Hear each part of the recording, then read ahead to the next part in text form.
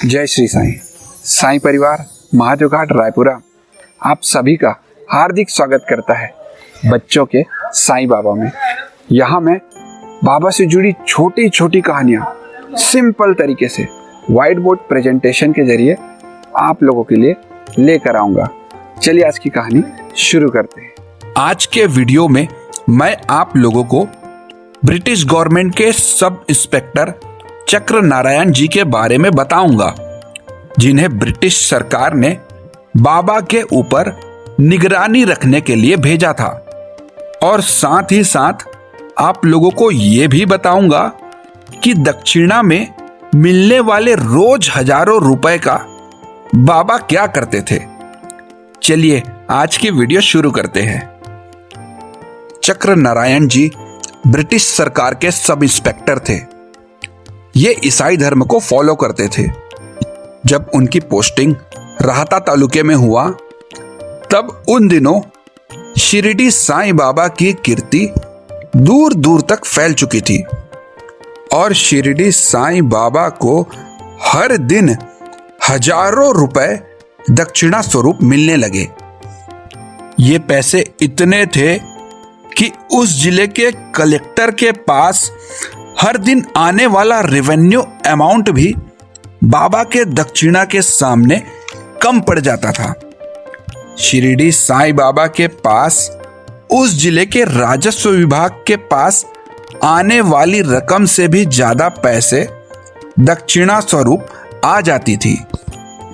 इस बात से ब्रिटिश गवर्नमेंट चिंतित थी और इसी वजह से ब्रिटिश सरकार ने बाबा के आय के स्रोतों और उनके क्रियाकलापों पर निगरानी रखने के लिए चक्र नारायण जी को शिरडी भेजा।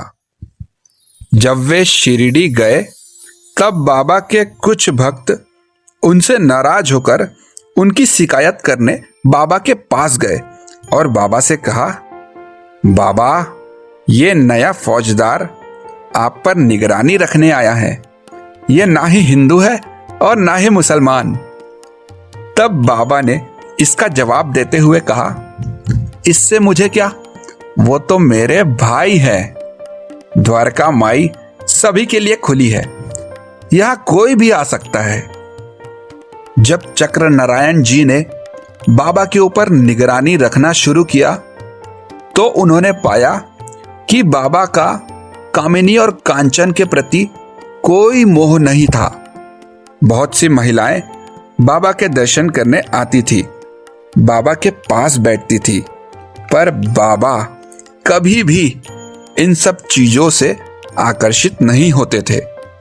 वे महिलाओं को आई और बहन कहकर ही संबोधित करते थे। बहुत सा चढ़ावा भी बाबा को मिलता था, पर पैसों का जरा भी आकर्षण बाबा को नहीं था। सांसारिक विषय वासनाओं से ऊपर उठकर बाबा हर जगह ईश्वर दर्शन करते थे। बाबा को भक्त अपनी इच्छा अनुसार दक्षिणा देते थे। किसी किसी से तो बाबा खुद ही दक्षिणा मांगकर लेते थे और कोई बिना मांगे भी देता था। कई लोग मांगने पर भी बाबा को दक्षिणा नहीं देते थे, पर बाबा उन लोगों पर जरा भी नाराज नहीं होते थे। वे सबसे समान व्यवहार करते थे। बाबा के दरबार में राजा और भिक्षुक दोनों के साथ समान व्यवहार किया जाता था। बाबा की झोली में अक्सर भाखरी और सूखे पदार्थ लोग भिक्षा स्वरूप डाल देते थे। तरल पदार्थों को वे टमरेल में लेते थे।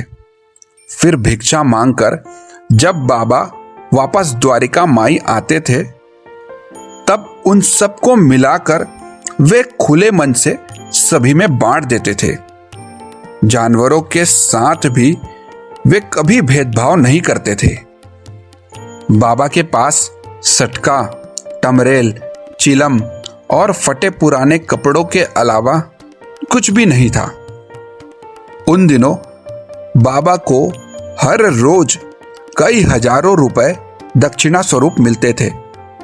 अगर आप सन 1900 के दौरान भारतीय रुपए को डॉलर से कंपेयर करके गूगल में चेक करें तो उन दिनों एक इंडियन रुपी लगभग 23 अमेरिकन डॉलर के बराबर थी। अगर मैं आज की बात करूं तो आज $1 की कीमत लगभग 82 रुपए के बराबर है। तो अगर आज की डेट से कंपेयर करें तो उस समय के 1 रुपए आज के लगभग 1900 रुपए के समान हैं। तो अगर आज के हिसाब से कंपेयर करें तो बाबा को हर दिन लगभग 19 लाख रुपए दक्षिणा के रूप में मिलते थे। तो अब सवाल ये उठता है कि इतने सारे पैसों का बाबा क्या करते थे, जबकि इतने पैसे रोज उन्हें मिलते थे। दरअसल बाबा रोज इन पैसों को जरूरतमंदों और गरीबों में बांट देते थे। वे अपने कुछ भक्तों को भी रोज कुछ पैसे देते थे। बाबा इन पैसों से रोज गरीबों के लिए भोजन की व्यवस्था करते थे। शिरडी के मंदिरों का रिनोवेशन, शिरडी के धार्मिक कार्यक्रमों और वहां आए भजन करने वाले, तमाशा दिखाने वाले, धार्मिक ग्रंथों का पारायण करने वाले सन्यासियों और जरूरतमंद गरीबों को बाबा दिल खोलकर पैसे बांटते थे। चक्र नारायण जी के अनुसार कभी कभी बाबा उनको मिलने वाले दक्षिणा से भी ज्यादा पैसे बांट देते थे। ये सब कैसे संभव हो पाया, ये ब्रिटिश गवर्नमेंट भी पता नहीं लगा पाई। दिन भर पैसे बांटने के बाद रोज शाम तक बाबा फिर से फकीर हो जाते थे। हर रोज शाम तक उनके पास एक भी रुपया नहीं बचता था। अगर बाबा के दिव्य क्रियाकलापों को एक साइड रख दिया जाए और उनके सोशल एक्टिविटी को ही कंसिडर किया जाए तो अभी मेरा वीडियो देख रहे हैं दोस्तों, आप लोग ही बताएं कि क्या एक सामान्य इंसान ये सब कर सकता है? इतने इतने पैसे वो भी रोज बांटना, ये नॉर्मल इंसान के बस की बात नहीं है। शिरडी साईं बाबा ईश्वर के ही रूप थे जो ये कर पाए।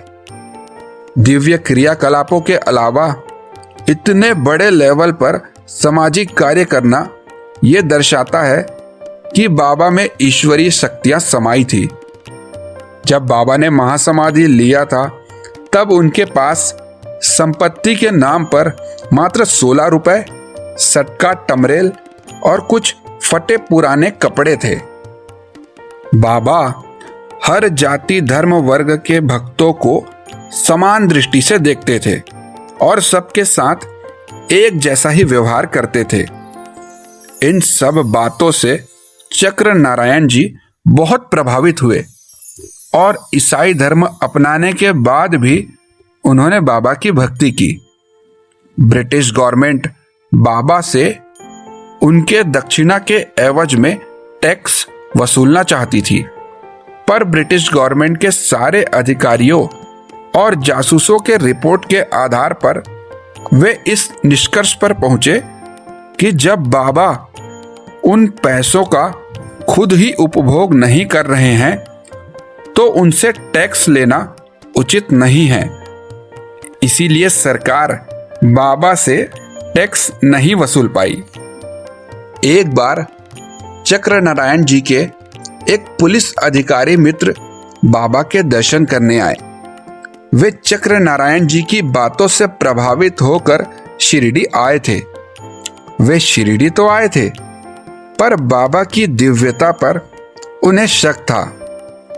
जब वे बाबा को प्रणाम करने बाबा के पास गए तब बाबा ने उनसे दक्षिणा मांगा। तब अफसर बोले, मेरे पास कुछ भी नहीं है। तब बाबा ने कहा, अपनी पोटली देखो, उसमें 50 रुपए है। जब उन्होंने अपनी पोटली खोली तो सभी हैरान हो गए। उसमें ठीक 50 रुपए थे। अब उस अफसर की शंका दूर हो गई थी। उसे बाबा की दिव्यता का आभास हो गया था। उसने बाबा से माफी मांगी और पूरे 50 रुपए बाबा को दे दिए।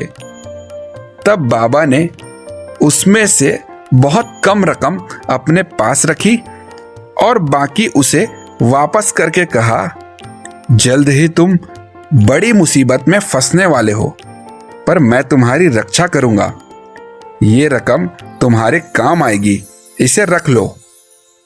शिरडी से जाने के बाद बाबा की बातें सच साबित हुई। वे किसी बड़ी मुसीबत में फंस गए और उसे वही पैसे खर्च करने पड़े। फिर बाबा की कृपा से वे बच गए। मुसीबत टल जाने के बाद अफसर ने उसमें से बाकी बचे पैसों को धन्यवाद स्वरूप बाबा को भिजवा दिया। चक्र नारायण जी हमेशा बाबा के विभूति का सेवन करने की सलाह सबको देते थे। तो दोस्तों, ये थी कहानी सब इंस्पेक्टर चक्र नारायण जी और साईं के पैसों की। आज शिरडी संस्थान भी बाबा की शिक्षा के अनुरूप कार्यरत है।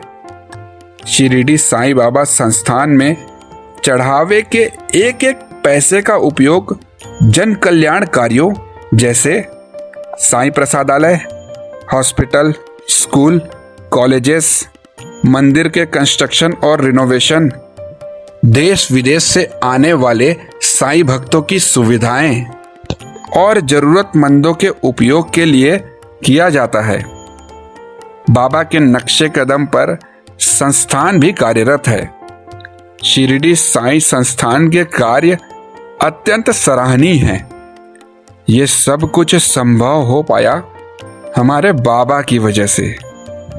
आज के वीडियो की कुछ जानकारी मैंने श्री साईं बाबा के परम भक्त नाम की पुस्तक और कुछ जानकारी मैंने इंटरनेट से प्राप्त की है। अगली वीडियो में मैं और भी साईं बाबा की लीलाएं लेकर आऊंगा। बाबा की ऐसी अनेक कहानियाँ सुनने के लिए हमें फॉलो करें, सब्सक्राइब करें और कमेंट करके ज़रूर बताएं कि वीडियो कैसा लगा। चलिए अगली बार मिलते हैं बाबा की नई कहानियों के साथ, साईं बाबा के साथ। जय श्री साईं।